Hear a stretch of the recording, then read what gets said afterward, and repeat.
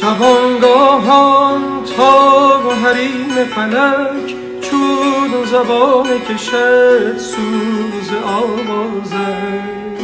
شرر ریزد بی امان به دل ساکنان فلک ناله سازه.